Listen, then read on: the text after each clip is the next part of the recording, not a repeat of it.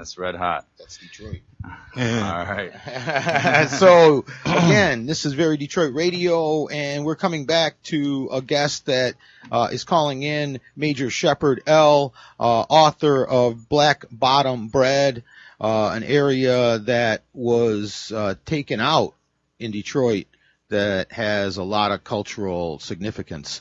Major, are you there? Yes, I'm here. All right. Excellent. Thank you for calling back. I know the studio and us and the airwaves might have some technological issues, but we're back on and we're live. So tell us, we were in the midst of talking about your experience growing up in the Black Bottom area and from the culture of the Black Bottom culture, right? Right. So tell us what that meant to you. What it meant to me, right, is coming up, it meant you had to be strong, because I don't want to make it like the particular area that I grew up in, Detroit, is no different from everything else in Detroit. But it's one of those things when you got blinders on, it is what it is. So you're not worried about it, or you can't see what's around you. So what I could see was around me was where I grew up at. And where I grew up at the time, it wasn't one of the best places to grow up at because so much poverty. But you can't notice it when you're involved in it. So as I got older and got to venturing out, I was able to see things more clearly. That's just like if you standing in somewhere and somebody take a picture, you're never going to be able to see that picture until you step out the frame or step back and look into it. And that's exactly what it was with me. Mm-hmm. And when did that happen for you? Hello? Yeah, and when did that happen for you? Hello? Can you hear me? Yes, I'm here. I couldn't hear you. Oh, all right. Now you can hear me. Okay. Say that one more time. I missed that. No, I was saying when you grow up in a particular place, you don't really know what's going on because you are there. Right. I didn't realize what was going on, that poverty was affecting my neighborhood and so much until I was able to venture out. That's just like when you looking at a picture, or if you in the picture yourself, you're not going to be able to see that picture until you step out the frame or step back and look at it. And that's what I had to do. Right. And so the question was then where, when, and where did you start to, step back from yourself? When I caught a case when I was 21 years old, I caught a case, and that allowed me to step back and realize what was going on. Mm-hmm. And once I did that, my vision was so clear. I was pinpoint focused on getting away from where I grew up at. Not to say that I hate this place, but this isn't the place where I need to be in order to do what I want to do. What kind of started to create your journey to being a writer? Right? A lot of people want to write, but they might not have a path. What kind of kick-started your progression? See, with me, I always wanted to write since I was a youngster. Okay. From the time that your teachers asked you what you want to do in school, mm-hmm. I always wanted to write. I told them I was going to write and told them I wanted to be an author. But growing up, I didn't know how to turn my words into money. Mm-hmm. And also, one thing about it, when you're talking about you being want to be a writer or write books, you become a laughing stock to your peers because can't nobody at the time fathom a person writing a book. So by that being the case, my mental acuteness wasn't where it is now because I was ashamed to let people know I was writing, so I always put it on the back burner. When I put it on the back burner, I ended up running the streets because when I was running the streets, I seen money coming in versus me seeing no money coming in with the paper words I put on pages. Right. I never knew how to translate into dollars, so it was an easy choice for me to make. Forget writing, run the streets. Right. What would you tell a teenager right now where you grew up? If you could pull them off to the side of the road and say, "Hey, man, let me tell you something," what would you tell them? I actually tell them that all the time when I be saying. What I tell them is, don't let your geographical location stop you from progressing in life, because they're always being loyal to something in the neighborhood that have no type of opportunities or that's not loyal to them. I tell them that all the time.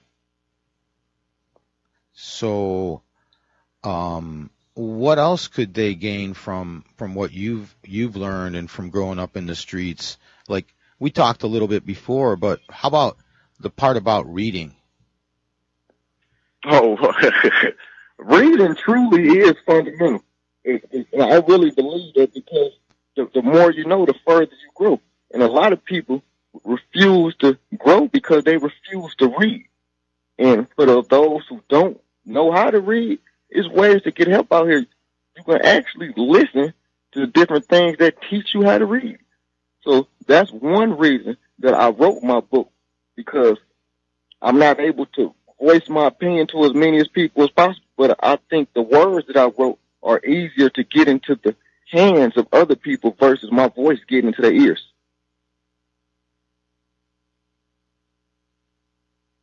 It's easier if it comes through your book.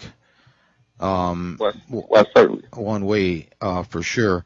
Let me ask you, so you're a big reader. You've read thousands of books, right? Would you say? I literally think I read more than 1,000 books. I have a comprehensive list to every book that I read and every date, minus a couple hundred. So right. I know it's 1,000 or more. Right. What books would you tell some teenagers right now listening in that might help them guide their life around, that helped you to read? A book called As a Man Thinketh, written by James Allen. As a Man Thinketh. That book right there opened up my eyes to many different things, looking at things in a different whole perspective, teaching values. That would be the book that I would recommend for everyone to read. Mm-hmm. What's the basis of that book? Also, I recommend everyone to read my book as well, Black Bottom Bred. How do they? Hey, I hear you, Major, for sure. Please, everybody, get a copy of Black Bottom Bred. And how do they get a copy, Major? They can contact me directly at blackbottombread at iCloud.com. That's BlackBottomBred at iCloud.com. Or they can catch me on Instagram at blackbottombread. Click in the link and all the order information is there. All right, excellent. Because we do want to support you, man, because what you're doing is you changed your life around 360. I absolutely did, because I had to figure a way out, because I'm a father as well. And I want to create a legacy. So what I did to prepare to create my legacy was start a publishing company. Who would have ever thought I started a publishing company? I never would have thought that, but here it is. That's what I did. And my memoir is the first book to be released physically from my publishing company, but I published a children's book as well. Oh. That's only digital through Black Bottom Bred Publishing, and it's soon to be physical. See, I bet you there's a lot of would-be authors out there listening in to maybe want to connect up with you, and you can maybe help them get to the next point with themselves, you know. So reach out to your Instagram, Black Bottom Bred, right? Right. All right. So we appreciate you being on our show. It's been good talking to you. We see a good future for you as a publisher and helping youth and changing people around. So, well, certainly. I appreciate Distant Lover, you had a question? Yeah, I got a question for you. What would you say to the neighborhood people where, you know, it's almost like education is frowned upon? Like when you're trying to better yourself and you're going for this education, people want to pull you down and say negative about that.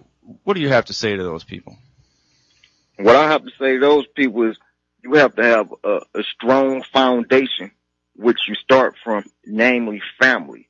And when you're talking about education, it is frowned upon because a lot of people not thinking about getting educated in no type of way when they figuring out how to put food in their family bellies or food on their own table. So it's an easy choice for a person to make who's living a street life, whether I'm going to go to school or I'm going to provide for my family. So what I would have to say to them, you have to have faith in yourself and not worry about what others think about you and think about the future down the road, because education is where it is. If you don't have education, you don't have nothing. And I see it all the time. People forego learning, such as school. They don't want to be in school because they don't have the latest apparel to go in school in.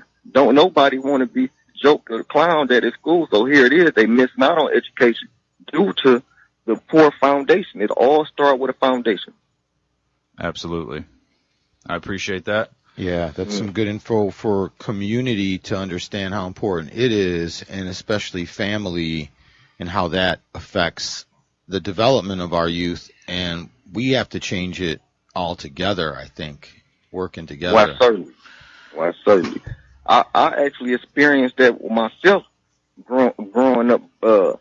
Education, it was frowned upon. It was frowned upon, and I'm not about to make myself exempt because I didn't truly go to school to get educated because of what I just mentioned. I had other things to worry about, and as a child or a teenager, one should never have to worry about them things. Absolutely. Absolutely. Well, but I hope that some teenagers are listening in right now, and that could get this advice into their brain early. It makes a big difference in life, right? And that book you mentioned, As a Man Thinketh, right? Mm-hmm. So the basis around that book, I'm guessing, I don't think I've read that one, but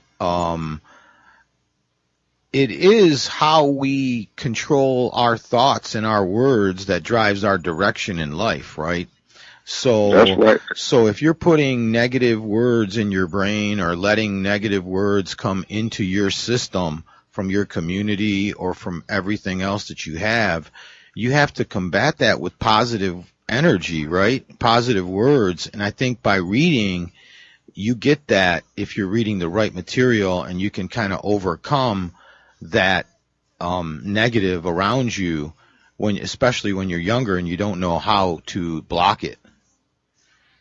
For sure, because the thought is the cause of it all.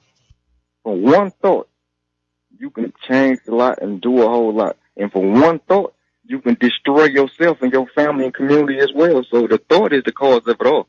Just like we like different foods to eat, and we know which foods are healthy, we got to like different things to put into our minds and know what's healthy to put into our minds. What do you recommend the thought be for Detroit right now in these times? I think that in these times right now, the thought for Detroit should be togetherness. Yeah, man. Because the reason why I mean togetherness, because the situation that we're all going through around the world, that's already separating us. Right. So now that is separating us, everybody is suffering alone. Mm-hmm. But when you're talking about togetherness, we can find a way to band together as Detroit. Right. When you band together as Detroit, Detroit can be like the Phoenix. Yeah. It can be just like the Phoenix. Here it is. It burn and rise again. Actually, that happened. That's a great thought, man, and I feel like it's perfectly aligned with our show's message of, unity and inclusion and diversity, on how we have to togetherness, man. It's all about how we can overcome all of it together. That's absolutely right. When you're talking about Detroit is a great city. Oh yeah. I don't care what people talking about or what the statistics prove that the numbers of people living here is going down. It don't make a difference if the numbers of people living here is going down. Detroit is still a great city. Oh, and yeah. once again, it's gonna go back up, vibrant like it once was. We can see all the construction going on right now. I don't think there's no other city better myself, no matter where I travel to. Hey, I mean, Distant Lover, DJ Psycho, man, I think we all agree Detroit is home, and we don't want any other home. No, that's it. You know what I mean? So we appreciate all those good thoughts contributing to our better togetherness. Thank you, Major, for being on our show, man. And you can check them out at Black Bottom Bread on Instagram, right? That's right. All right. Or I can be contacted directly at Black Bottom Bred at iCloud.com. Excellent. Website in development right now. BlackBottomBread.com is in development, and it will be live and operational very soon. Excellent.